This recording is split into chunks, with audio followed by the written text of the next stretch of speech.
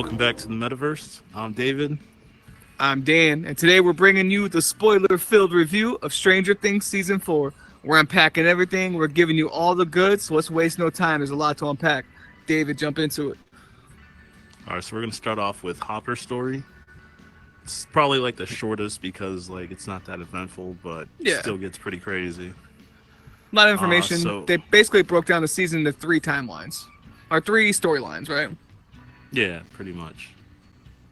So with this one, what is it? Joyce and Murray finds out Hopper's still alive and there's a way to rescue him. And Hopper's like in prison, Russian jail, out there trying to survive and break out. Yep. If you remember, last season ended. Yeah, last season ended with Hopper going to the portal, and they're in a Russian prison guard, and they're like, "The American, where's the American?" And then Hopper's the American. Still got that beef. But yeah, so Joyce and Murray, they're looking for Hopper, and Hopper pretty much has everything handled except for the guy that they teamed up with backstabs him. Freaking Yuri. Never trust a Russian. Never trust a Russian smuggler who specializes in peanut butter. Who the hell smuggles peanut butter? Like, yo, that's wild. Yeah, times is tough in Russia. The Cold War, peanut butter was everything. Yeah, man. You got like 5 rubles for each one. That was back when the ruble had serious value. So they basically make a plan with Yuri in a prison, an inside man in the prison with Russia who's teaming up with Hopper. Hopper makes his grand escape. He's his ultimate badass, and Yuri double crosses not only Hopper, his own prison guard he's working with, and Joyce and Murray. But we learned something about Murray. They gave him $50K, yo. Like, what the heck? Oh my god. $50K, and they emptied out the full. Yeah. They sold all their stocks. They sold all their crypto. They gave up everything, bro. Yeah, all that Luna. Yeah, so we learned that Murray he puts his black belt to use, man. They overtake Yuri, and they take over dude, bro. Oh man, he let out that nerd angst. Bro, he was doing everything, man. He was tearing it up, and you would have never thought because he looks like a square who's like just into. I don't know, like nerdy stuff, and it's just like he doesn't seem like he goes out, but dude, my fingers are arrows, my arms are iron, and my feet are spears. My fingers are like arrows, my arms he pulls like it off. iron. He pulls it off. My feet like spear. He gets like confident. His character grows a lot, man. He turns into like he was like a scared nerd the first couple seasons who had a brain, and now he's like a certified badass. They're taking out Russian soldiers. He's pistol whipping motherfuckers. He's got guns to heads. They're taking no prisoners, man. They're handling business. Facts. He even takes over the jail, like makes the warden. Yeah, they take over a whole little Russian jail. Basically, they get to this. They get to this Russian jail and they see Hopper, and they see all these prisoners are getting led to like their last meal. They basically come into this special prison, getting fed their last meal and going into battle. They think they're fighting. Well, they know they're fighting some creature, but they have no idea what. Well, they think they have Hopper a chance. knows what. Yeah, they think they have a chance, and Hopper's like, "Nah, bro, we about to die." We fight a demigod. They all get off. We all gonna die.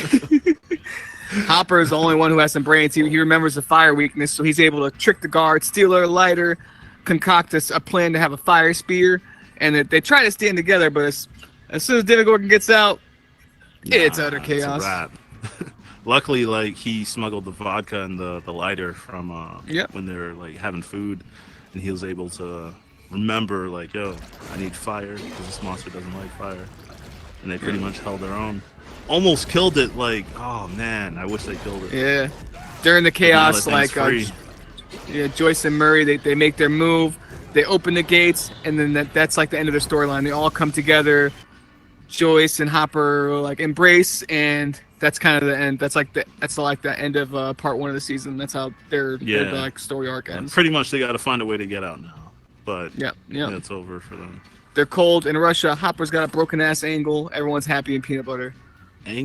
Broken ankles, like, bro. Listen, before we get any further into this, if you're gonna be in Stranger Things, you gotta have iron ankles You gotta be able to run marathons. You gotta be able to bike like Lance Armstrong, and you gotta be twice as fast as Michael Phelps in the water. You'll see. Nice. No ice cream for you. All right, want a strict diet. Protein shakes. That's it.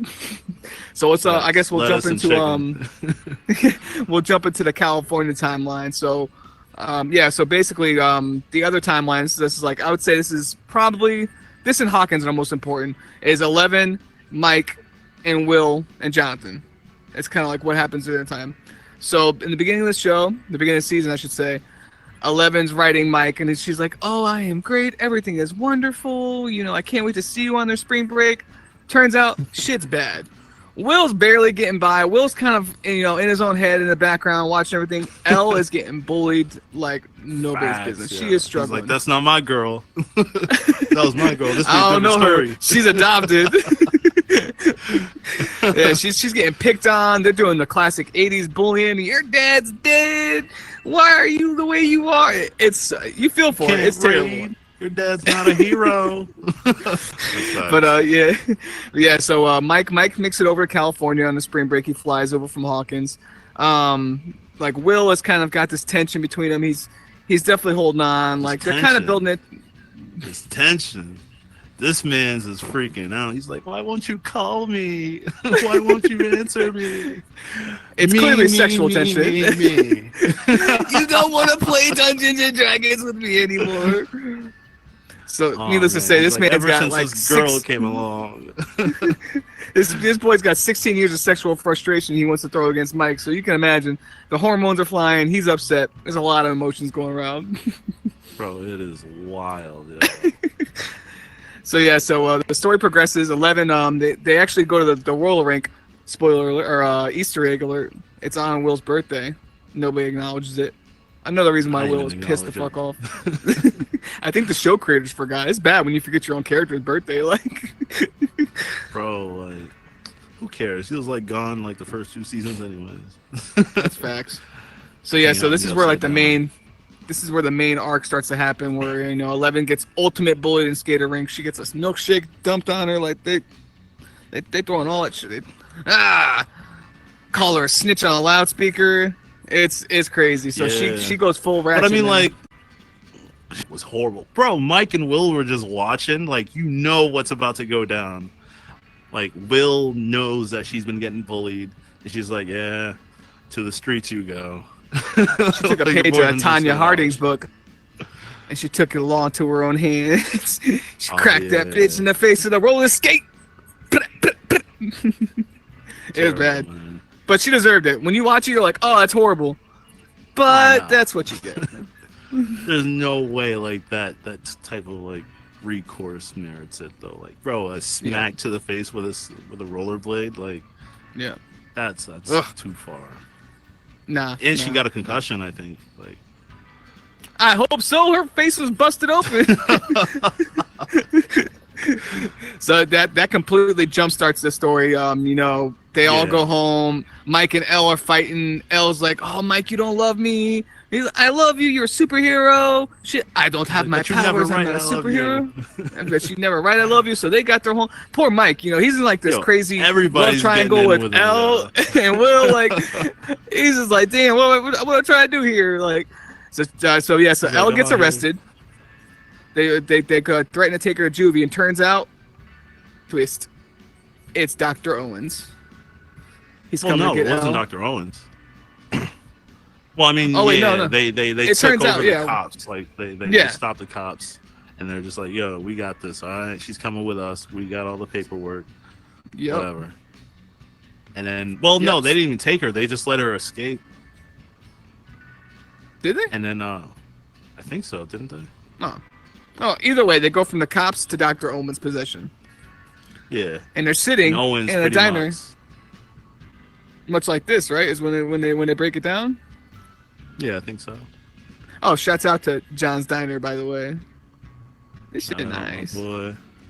It's pretty so nice. So Dr. Owens breaks it down to 11. He's like, "Listen, we got trouble at Hawkins, and we need you to get your powers back. Because you're kind of lame right now. I'm here throwing roller skates. We need you to like push niggas with like special powers. Hands off. You negative 11 right now. We need you to be 11 squared. So he basically tells her they can get her powers back and then some, and that they need them. But there's a twist. Dr. Brenner comes back in the picture, a.k.a. Papa. Papa. Papa. And that's when that's when they end an episode and you're like, oh shit, it's about to get crazy, and it starts getting crazy. Yeah, it's wild. Yeah, they start, basically what they do is they gotta dive in. They start taking her to these sessions to get her powers back, where she's going into a sense deprivation tank, but it's got like an add-on. They're feeding her old memories. Somehow, I don't know, but they're going through her childhood trauma. Well, she's like living out her subconscious. Yeah. Like everything that she couldn't remember, she's pretty much living it out like it's the first time. But she already did that before. Yeah, so we're getting a lot of deep fake scenes like of what happened to Elle, and I mean she meets she meets all the other kids. Oh man, it is absolutely nuts. Kids. They finally there is no justice for these kids, let me tell you. And this is where she also meets what about Ed Becker. I mean, like, all that stuff gets crazy, but I feel like that should be left for later on, because like we still got to finish like the Cali guys, like they pretty much get put on babysitting duty because they don't want them to leave, so they have two guys who work for Owens to just chill out and hang with them. Yeah. Lo and behold, there's like this other government agency other faction, after them trying to kill them, which is wild. Like, but they're against 11. Yeah. Yeah, they actually want to kill 11, and bro, they just go they basically they got these like FBI agents guarding them, like you said, and you got Argyle, who's Jonathan's like coworker / friend. Jonathan, Mike, and Will, and the hell up in the house, and all shit goes wild. Guns are blazing, everyone's getting shot. It's crazy. It gets cranked up to 10 really fast. Bro, it was mind blown. Like, I didn't know that they were like against them, and they just came in shooting and. Yeah, this season is super bloody. I mean, I love it. It's like it's definitely like a more adult season. I feel like, at least more mature season. Well, I mean, like they're more adult now, so it makes sense that they would just raise the stakes. Yep. So they got these FBI agents on the run. Some of them are getting shot, killed. They capture one. They're torturing his ass the whole season, throwing him in a toaster, baking his ass, trying to get him to talk.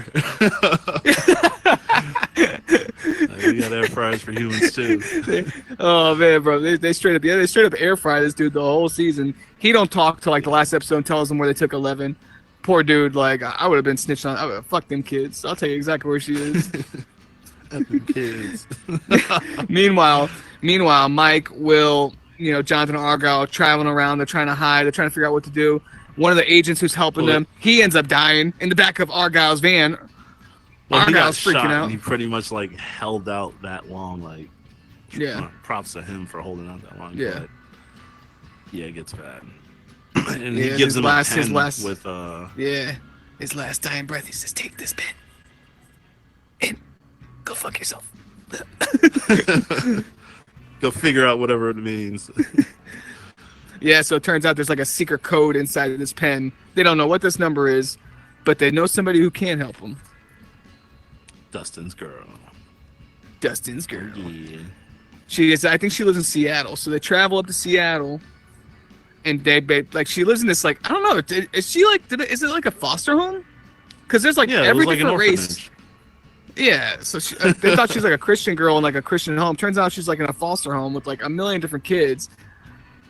And bro, but it's wild. Those kids are like crazy or something. Yo, they're drinking too much Tang. Yeah, two of them like in the kitchen cooking up food, and they're like 5 years old. It's like, what the heck? Acting. You got another one attacking like the electrical box, like turning it off and on with like a stick. Like, what's wrong with these kids? And what's wrong with these kids? What's his name? Argyle, you said? Bro, and he's getting it on with like one of the girls. There, like, getting her high, and he wasted no time. Wild. He got it in. So yeah, long story short, Susie is her name. She basically decodes the message. She finds out it's an IP address, which in the 80s, I mean, most people today don't know what an IP address is. So you can imagine the 80s like, IP what? Internet who?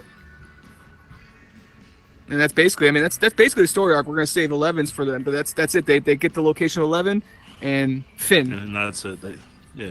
They got cut out real early though. Yeah, they weren't even in the last episode. 11 was, but like all the boys weren't. So that leads us 11 to was like that last part was the most important, but yeah, this story arc was like the longest by far. Yeah, Hawkins is definitely the heart of season 4 of Stranger Things. It's it's the best episodes happen around Hawkins. I mean, it's where everything is going down. Well, I mean, that's like the main story. If you took out everybody else's story, like who cares? Except for 11, and then this is just like, okay, this is what we're actually supposed to be watching. Facts. So it starts off. The boys are in high school. Lucas is now on the basketball team, trying to be cool. And you got Dustin, and you got Mike. They're like, they're typical high school nerds, man. They don't know what's going on, and they're actually part of the school D&D team run by D&D Eddie, club. who's like their new I don't know. I guess you could say they worship him. He's like their idol. He's like a kind of like a nerd who's confident in his skin, and like he's like the king of the nerds there. Pretty much. Yeah. He's a cool nerd who's not so cool with everybody else. Yeah, I mean, yeah, sells drugs too. He deals a little pot on the side, but he's as far as nerds go, he's definitely the king nerd there. Yeah, that's facts. And as the story starts off, Max is like still depressed over her Eddie or her brother dying last season, so she's like, she's down. Billy. Billy. She is. Oh, she broke up with Lucas because of it. I think, like, because she started to like detach herself from the rest of the world. I feel like she probably would have like committed suicide or something. Yeah. As you can tell, she's clearly going through something a little bit extra. Like they're focusing on her. There's something going on. So you got that going on, and ultimate like depression right there. Yeah, that's facts. So I mean, you got that going on. The first night of the first season. There's a big D&D match, and Mike, Will, and Lucas are invited. They got to go to this match. But Lucas has the big, like, homecoming game. Or I think it's the playoff game. Yeah. Right? I think it's a playoff game. I'm not too sure. Yeah, so he's like, Either way, it's an important game. I'm almost cool. I can't not give up. And they're like, bro, you got to be a nerd. So you're sitting on the bench anyways. Cool. Get your ass over here. Out with us. Lucas is like, nah, I'm sorry, I gotta stay in the team. So he goes to the game. Turns out somebody gets hurt. He comes in, he hits the game-winning shot. Yep. Swish. Like what? And then 3 seconds left. That's it. Yep. And he's the in hero the meantime, now. the boys He's are cool, looking for a sub. Yeah, he's definitely he's like top dog. And they're looking for a sub now for the D&D. They gotta take somebody for Lucas' spot, and they get his sister Erica, who turns out does the same exact thing Lucas does. She hits the game-winning roll, and these fucking boys like take down Eddie's whole D&D team, and like they're like the heroes in their own right too. Yeah, pretty much. Like, I feel like this is the second time she saved them from like something like this, and she's just becoming more and more cool with them as Lucas is just trying to find his own thing. But yeah, she came clutch. Yep, she came through. She rolled like 1 out of 20 on a 20 die, and she slayed the whatever the fuck they were fighting. Vecna. The Vecna. Yes. So meanwhile, we're introduced while this is going on to the main protagonist, crazy jock Jason. He's a high schooler who gives like Tony Robinson level motivational speeches. Like it's nuts. Yeah, this kid has got no business talking the way he does. This kid is basically Captain America in this show. Out of here. I can do this all day. Well, he's like the Steve Rogers, I guess. Like, yeah. But yeah, like this dude has it all except for that last winning shot. He has a cheerleader girlfriend who's breaking down Chrissy. too. Yep. They're showing her the whole beginning of the season. She's starting to go a little nuts. She's throwing up in the bathroom. I thought she was pregnant at first. And I was like, oh, what are they gonna do? Nah, but she's sick. And then really? she reaches out to Eddie. She's like, hey, Eddie. Yeah, she said, I want some drugs. I want some crack. Some drugs. Eddie, I need something stronger. Eddie. So Eddie's like, bro, okay. I'll take you to my trailer park and sell you some drugs. Like, so they go to the White Hood, the trailer park, And you got Max watching from across the street. Time. Creeping out there. And then we see this. We see the first major death of the season. Oh my God, is it gruesome? Yo, that was so scary. It was so creepy. That's when I was hooked. Yeah, it was graphic, and that's when I realized I was like, okay, this season is for real going to be scary. Like this is really took it up to strange levels. They said, yeah, we want facts. Wanda. So Max is bugging out now. Like she's like freaking out because she didn't see what happened, but she knows that Chrissy got killed, and everyone's thinking it was Eddie, rightfully. Yeah, it definitely wasn't normal. Eddie's freaked out. He goes on a run. The cops come. Eddie's a prime suspect, and now Jason, the motivational speaker jock, starts like an all-out manhunt on Eddie. I mean, rightfully so too. Yeah, I mean, like that was his girl. It wasn't like a normal death, almost as if like it couldn't have been done by humans. The cops in this, like, even though they're kind of on it, these dudes are like completely useless the entire season now. That's like, facts. how are you cops and you can't like handle little kids? Like, yo, what the heck's going on? So what happens? So Max runs into Dustin, and Dustin's like, Eddie wouldn't do that. And she's like, I was there. I know something crazy happened. And then they smell a little something fishy going on. Think a little something crazy is going on. And that's when they decide to start doing their little Scooby-Doo mystery investigation, and shit starts to get real. Everybody starts investigating, and then Lucas teams up with the jocks because he feels if he could get a handle on them, he could pretty much stop them from like killing anybody else. Yep. Which is helpful, but at the same time, like, yo, you got to come back to the crew eventually because those ain't your boys. So next thing that happens, so Dustin and Max, they team up back with Steve and Robin, who work at the video rental store. They use their video rental store as like their home base, and they start trying to figure out how can we track down Eddie. They know he's the town dealer, so they try to figure out, well, maybe he's staying with his town plug. Robin figures that out. They kind of search the video search records. They see, oh, this address is renting all these damn stoner movies, and they crack the code. They know where Eddie is. Who would have thought? Like, look up whatever movies he watches, and we'll figure that out. Keep track. And meanwhile, Nancy and her assistant, I think Fred is his name. Believe you, stop swatching my cheeseburger. It's dirty. So yes, Nancy. In the meanwhile, she's working like as a reporter. She's trying to be taken seriously as a female. She's struggling, typical, Nancy shit. Yeah, but she got it going on though. Yeah, like she's got it down. In fact, like she knows what she's doing. Okay, I was gonna say now she looks like a Tim Burton character. So we should probably mention too. It's not a huge plot line, but I think it's gonna kind of come up that her and Jonathan are kind of like in this weird love situation where they like each other, but they're too scared to hurt each other. They don't want to see each other. They're kind of mad at each other for not seeing each other. It's annoying. Long story short, Jonathan. It's leaving the door open for Steve. That's facts. Steve's like. He's just doing what he's doing, and he's like enjoying himself. He's like, hey, mama, I'm here right now. You know what I'm saying? Jonathan's out there being a little, like, yo, man up, man. That's facts. So I guess the next arc is Nancy and her assistant Fred go to the trailer park to try to check the murder scene and try to figure out what's going on. Yeah, because they heard a story about Creel. Yep. Basically, like some man who did murders, and they want to go investigate and see what's going on. Well, I think we might be getting ahead. I think they go investigate. They hear about Cruel, and then her assistant Eddie gets offed by the same thing that offed Chrissy. Like the same way. So she knows something's going on. While she's in the trailer park, they learn about Creel, Victor Creel. Same kind of murders, like they hear same kind of situation happening. So they're like, all right. Now they dig deeper. They team back up. Nancy's driving. She meets up, and now the whole crew's together. Nancy, Robin, Steve, Dustin, Max, and eventually Lucas, but not now. He's still with the jocks. Oh, man, you got those names down packed, dude.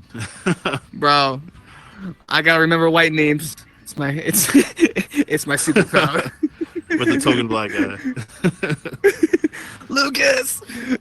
So they team up. They actually do the research. They come to find out that Victor Creel is this fucking guy who went crazy, but he went through the same kind of murders, and they're trying to figure out like what the hell happened. They team up with them. They are, I think, Nancy and Robin and Nancy, yeah. So they go, like, they make up this elaborate story about how they're psychologists and they want to get deeper into the mind of a killer, and they end up going to the psychiatric ward, interviewing him, and finding out like he actually possibly wasn't the killer at all, and music apparently helps. He said it was a demon, and it was like you're under a spell.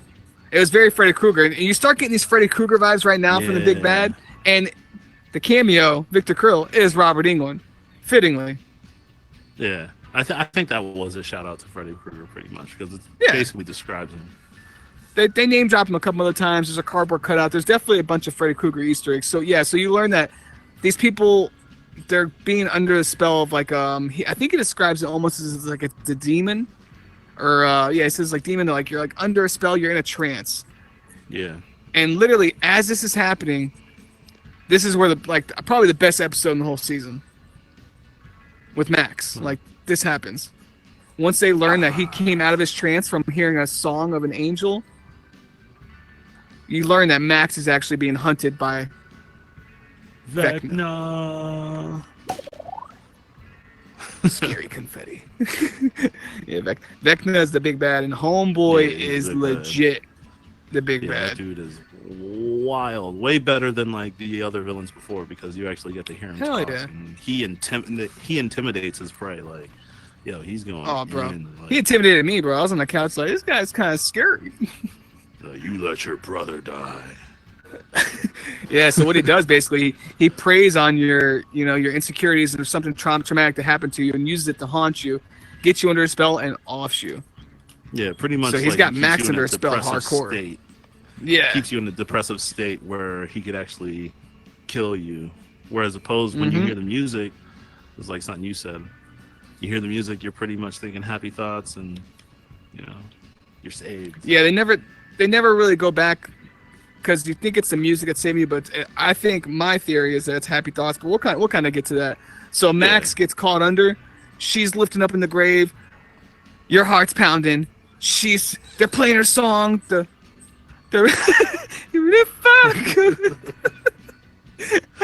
She's spinning around, and one of the coolest scenes or like most intense scenes. She fights her way out, like she acts her ass off. The girl who plays Max, she killed that. Oh man, that scene, she did a great job, dude. She got Vecna standing in the back all mad, dropping stones on her, trying to keep her from leaving. He'd look mad, pissed off if he actually had a nose, though. Like not having a nose. They went the Voldemort route. Cut that thing off. So she makes it out, and oh man, that was such an amazing scene. And then they learn, okay. They think it's the music, but they keep playing it. Her and Lucas, like when they're playing the music, she thinks about Lucas and she thinks about love, and that's what gets her out. She breaks out, she runs free. Awesome scene, and that's how the episode ends. And you're like, damn, this shit's crazy. But it gets even wilder. Oh man! So from there, I'm trying to think the best way to make it. Eddie's still on the run. The jocks are hunting him. The jocks are getting on that tail. The jocks find out where he is. Let me know if I'm missing anything.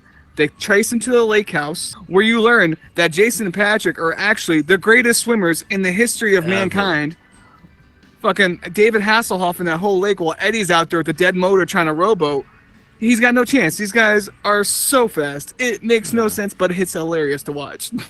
They're pretty much like villains that like walk the whole time during the movie and catch up to their prey whenever. Like that's how fast they are. Yeah, so they're like out there. Oh my god, they're cornering Eddie, and all of a sudden you see your homeboy Patrick, who literally Patrick's freaking. He got out. no backstory. He's like he has no backstory, but I mean he gets Vecna'd. He's expendable. Yeah, they take him up, and then I still can't believe that. What's his name? Jason. Yeah. Like, this dude still thinks like Eddie's evil, and like what he just saw wasn't like, bro, what's wrong with this guy? Like, that's what I thought was so irrational. Like, you just saw this dude get lifted to the sky. You know what? But before that, you know, they had their last little speech, their second speech that they had to give to the crowd, and, you know, motivated everybody. We're gonna take to go Eddie. out looking. We're gonna go to the lake house. Oh, and then we're gonna kill him. Oh, we're gonna kill Vecna. Oh, man. Yo, they are pumped. Yo, I've never seen like a high schooler get the town so pumped ever, like in anything. Well, besides like, I never watched High School Musicals, but I feel like they did a lot of that. I assume it's like this, except much more violent. Yeah. Yeah, bro, he is the craziest speaker. He gets him so hyped. He always like, what would dead Chrissy do? Would she want to go down like this? Nah. Bible verse. Let's kill in the name of God. And now they all basically end up going back to the lake to investigate at night after I forget what happens. And So, the like, kids the get called away compass- by the cops. The compass Oh, that's what started it freaking was. out. And then they went deeper into the woods to find out Yep. where's this portal, because apparently with every death a portal is being created. So they end up in the lake, and then it's pretty much, what is it, like Steve, Nancy, Robin, and Eddie in the boat, and they go down into the boat. I mean, they go down in the water, and then they go through the portal, and then Dustin and Lucas and Max are just like, oh, we got to distract the cops. Oh, they're apprehended. They're apprehended by the cops. Yeah, they're taken by the cops once they get found out. So while they get brought back to the house, like, they're like, we don't know what happened. Nancy, Steve, Robin, and Eddie all end up in the upside down. They're like, okay, we gotta go find guns. And Nancy's like, well, I got guns in my room because I'm a card holder of, the NRA. And she's like, I learned from our last mistake, the Demogorgs. I gotta carry guns now. Yeah. Like, the only one She's apparently strapped. thinking about like carrying guns. Like, what the heck? Yep. All those guys. So they make their way over. They're getting chased by bats, all these demonic creatures. Typical upside down shit. Nothing really out of the Steve gets ordinary. messed up. Yeah. Steve gets fucked up. Chewed out. Yeah, he's definitely got bat rabies. You heard it here first. Yeah, that's from us. He's got demi bat rabies. So yeah, they make it to Nancy's house, which is coincidentally where all the kids are at being questioned by the cops, and they realize, oh shit, this is the house, but everything's the same from when the first day the portal opened for Will. Yeah. When he got sent to the upside down. Its time is like locked that day. I forget the day. I'll put it up in there, but time is locked to that day. So they're like, oh man, there's no guns. We got nothing. But then they realize Steve, because he's got that buddy connection with Dustin, he realized you can hear Dustin from the other side. And from there, they finally, they work it out. They do their nerd thing, and they start communicating in Morse code, SOS. It's the only thing they know, because Eddie knew it. They start tapping the lights, SOS. And then what? Like, they eventually find like a way to get out of the upside down, to find all these bikes that they have at the house. Like, who would have thought? Yeah, they realize, like we said, all the deaths where all the murders were opens portals. So they're like, oh, let's go back to the trailer park. So they all go back to the trailer park. Like you said, they find amazing bikes. They slash the cops' tires, which is totally cool. Yeah, totally cool. I'm not gonna get in trouble for that. They make it to the trailer park, and they find the portal there. And they throw a rope up. And then they climb out. And as they're climbing out, Nancy gets Vecna taken by Vecnud. And that's how their story arc kind of ends. Yeah, this is her first hallucination, so I don't think she's gonna die, but she is in the upside down, so she could still die fast because they're more connected being there. So who knows? So the story ends with her being like wide-eyed, twerking out. Yeah. And that's the end of that. But now, before we can call this, this spoiler review over, we got to go back to the other timeline and finish off the piece de la resistance. Vecna. So meanwhile, while Eleven's getting trained this whole time, she's learning about her past, and she's trying to they're hinting that all the kids were killed, and they're making it seem like the whole time it was 11, and they're dancing around it. And she's freaking out. She can't handle it. That she would lose her mind and kill all these kids. And while she's having these sessions, Ed Becker, who's the Papa's or Dr. Brenna's assistant is kind of like coaching her, like, oh, when this might help you, or if you do this, you'll do good. And it's just one of the orderlies. Like, he was like, yo, I got you. I know some tips that'll help you get your powers back, and you'll be all good. Nah, bro. This man's tricking you. So she's getting bullied as a kid, which, is good because it's going to help her later in life when she keeps getting bullied. Tough skin. But she shows this bully. She beats the shit out of, was it I forget what number it was. 2, I think. It might have been number 2. Yeah, she whoops his ass. And everyone's pissed at her because she's, like, clearly more powerful. And they bully the shit out of her. Give her concussion. She doesn't know how to use her powers, though. Like, I think that's the biggest thing. It's like she's a loser even in the psych ward. But it's mostly because she can't control her powers, and yet she's like the strongest out of all of them, and they're all mad. It's just like they can do it consistent, and then she comes out of nowhere, and she's just like, I don't know, like Black Widows you. Like, so Becker is basically he gets in her ear. He's kind of telling her, he's like, listen, these kids are gonna kill you. Like, they're gonna beat the shit out of you. Yeah, and I want to help you because I feel bad for you. Brenner. Yes, Papa is in on it, and he wants them to do it to you. And I want to help you, so I'm going to help you escape. Yeah, and that turned out to be a lie. He brought her down to the basement. He's like, yo, you see this? Was it a lie? I was wondering this myself. Do you think he was playing the whole time? He wanted her help. Like, he wanted her help, obviously. He wanted to team up with her. But all of it was mostly so she could take the tracker out of his neck. Yeah. Track her, and then he could get his powers back. That's all it was. So and then he basically manipulates her.